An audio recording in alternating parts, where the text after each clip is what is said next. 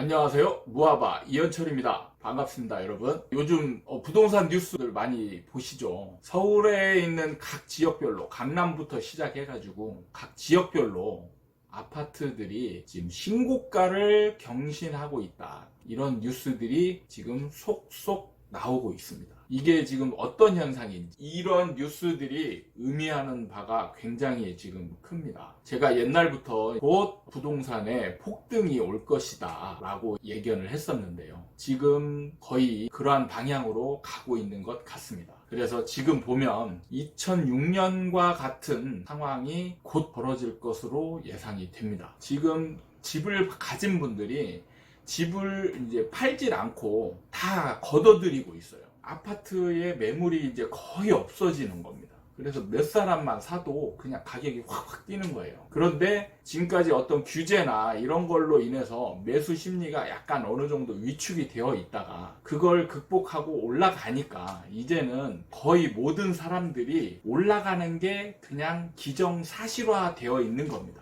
이렇게 됨으로 인해서 이제 확실한 매도자 우위의 시장으로 변해가고 있는 상황인 거죠. 매도자는 아예 안 팔고 매수자는 추격 매수를 해야 되는 거죠. 따라가면서 사는 상황이 벌어지는 겁니다. 정말 완전 매도자 우위의 시장이 되면 진짜로 뭐 헬리오시티 같은 이런 만세대 아파트에 매물이 하나도 없는, 매물이 제로가 되는 상황이 벌어질 수가 있어요. 그러면 진짜 대기 매수자들이 한 서너 명만 있어도 매물 하나 나오면 그 매물 하나를 잡기 위해서 서너 명이 경쟁하는 상황이 벌어지죠. 그럼으로 인해서 아파트 가격이 급등하는 상황이 벌어집니다. 여러분들 다 2006년 경험을 하셨잖아요. 2006년에 어떤 상황이 벌어졌는지. 자고 나면 아파트 가격이 상승했습니다. 심지어는 강남이나 이런 데들은 자고 나면 억이 올라. 예를 들면 10억에 거래되는데 다음날 11억에 거래돼요. 그냥 하루에 그냥 1억씩 올라가는 거예요. 그리고 어떤 색다른 뉴스들이 또 튀어나오죠. 어떤 분이 계약을 했는데 그 계약을 깨고 위약금을 내고 사는 사람도 생기는 거죠. 그래서 이때는 이제 부동산 공인중개사 분들이 매수할 때 매수자한테 계약금을 10%만 내지 말고 20%, 30%씩을 걸어라.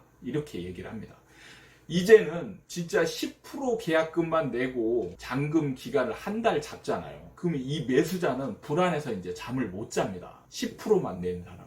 왜냐하면 누가 와서 깰 수 있습니다. 지금 아니면 매도자가 와가지고 매도자가 내가 위약금 줄 테니까 깹시다. 이런 상황이 그냥 비일비재하게 벌어질 수 있는 거예요. 아직은 지금 그런 뉴스들이 안 나오고 있는데 곧 이런 뉴스들이 나올 겁니다. 계약금 걸고 계약을 했는데 깨졌다. 그 다음 살 사람이 위약금까지 물어주면서 더 얹어서 사는 것이죠. 이런 상황이 벌어지면서 폭등을 하게 되는 겁니다. 그때부터는 정부가 무슨 손을 쓰더라도 이제 효과가 안 나타납니다. 이제 이미 쓸 카드는 다 썼거든요. 9.13 대책이 워낙 강력했고 이번에 나온 대책, 11 대책 같은 경우도 사실은 대출 규제나 이런 것들을 강화시키긴 했지만 이제 시장에서는 이제 이거를 규제라고 받아들이질 않아요. 그냥 나왔는가 보다. 그 정도죠. 사람들이 이제 이걸 가지고 이거에 대한 대책을 논하고 뭐 이러질 않습니다. 정부도 이제 굉장히 손쓰기가 어려운 상황이 되어버린 겁니다. 그래서 2006년도 말쯤에 이제 정부에서 실패했다. 부동산 정책은 실패했다라는 발표를 하죠. 잡기 위해서 노력은 했지만, 그리고 장기적으로는 안정화될 수 있지만 지금 당장은 결국에는 집값이 굉장히 많이 상승했기 때문에 우리는 실패한 것이다 라고 발표를 했었습니다. 지금 그 모양새와 거의 비슷한 상황으로 가고 있어요. 이거는 필연입니다. 실제로 필연인 거예요. 정부가 이렇게 만들려고 해서 만든 것도 아니고 사람들 대중 심리가 그렇게 움직이게 되어 있는 겁니다. 이걸 경험하면서 하나하나 벌어지는 상황들을 하나하나 경험하면서 축적이 되는 거죠. 그러면서 시장 참여자들 거의 모든 사람들이 이제 상승한다 라는 확신이 드는 순간 이제부터는 폭등하게 되는 상황이 벌어지는 것이죠. 근데 이때 의문이 드는 게 있을 수 있어요. 이때 의문 뭐냐, 폭락론자들이 있잖아요. 그 사람들은 계속 떨어질 거다라고 주장하고 있는데 어떻게 거의 모든 사람이 상승한다라고 인지하는 거냐, 그게 지금 의문이 들 겁니다. 그런데 여기서 제가 시장 참여자라고 했어요. 모든 사람이 아니고 시장 참여자. 제가 항상 주장하는 게 있습니다. 지금 폭락론자는 시장 참여자가 아니에요.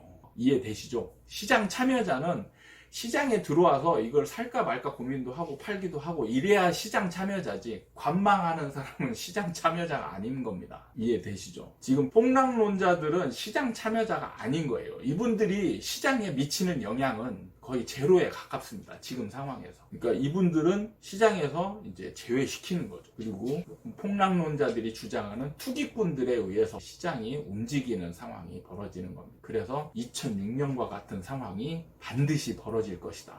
사실 제가 뭐 폭등론자 뭐 이런 건 아니에요. 저는 그냥 객관적으로 사이클에 의해서 이러한 상황이 곧 벌어질 것이고, 그리고 저는 좀 있으면 몇 년 지나면 저는 또 하락론자가 되어 있을 겁니다. 폭등이 있은 후에는 또 반드시 하락이 찾아오게 되어 있어요. 다른 분들처럼 막 서울은 무조건 상승한다 이런 건 아니에요. 그리고 그렇게 되면 이제 공급 물량도 많이 늘어날 겁니다. 아무리 분양가 상한제를 실시를 하고 이래도 기존 가격이 올라가잖아요. 그러면 사업성이 생기는 거예요. 저절로. 다른 것들이 가격이 굉장히 많이 뛰기 때문에 재개발, 재건축도 사업성이 생기는 겁니다. 그리고 이제 이 열기가 수도권으로 번지게 되거든요. 그러면 수도권은 사실 아직 빈 땅이 많습니다. 아파트 지을 땅들이 많아요. 그러면은 여기저기 이제 서울 수도권의 공급 물량이 쭉 늘어나게 되어 있습니다. 그러므로 인해서 나중에 어느 정도 하락할 수 있는 기반이 다져지게 되는 겁니다. 그리고 이때 반드시 일어나는 상황이 뭐냐? 초과 공급입니다. 초과 공급.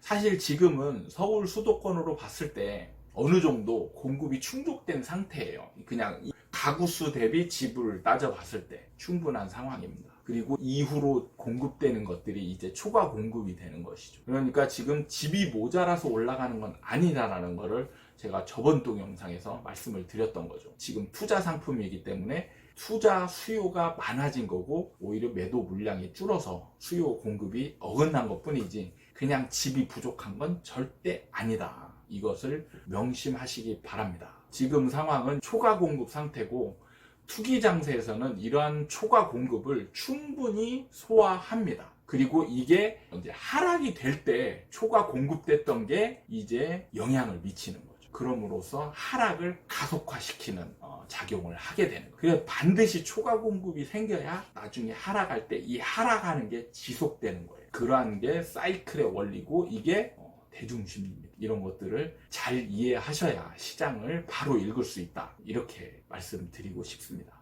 여러분들은 이러한 폭등 장세에 제가 어떻게 하라, 이거는 말씀드리기가 사실 어렵습니다. 이제부터는 굉장히 어려운 싸움이에요. 지금 뭔가 매수하려고 하시는 분들 입장에서 보면 정말 어려운 상황입니다. 그러나 가지고 있던 분들은 충분히 대응하기가 좋은 상황이죠. 지금은 잘 버티시면 됩니다. 집을 갖고 계신 분들은 잘 버티시면 되고, 새로 매수하려고 하시는 분들 같은 경우는 좀 조심하시는 상황이, 제가 어떻게 구체적으로 말씀드리기가 참 어려운 상황입니다. 드리고 오늘은 여기까지 하고 다음 또 새로운 주제를 가지고 여러분들 찾아뵙도록 하겠습니다. 감사합니다.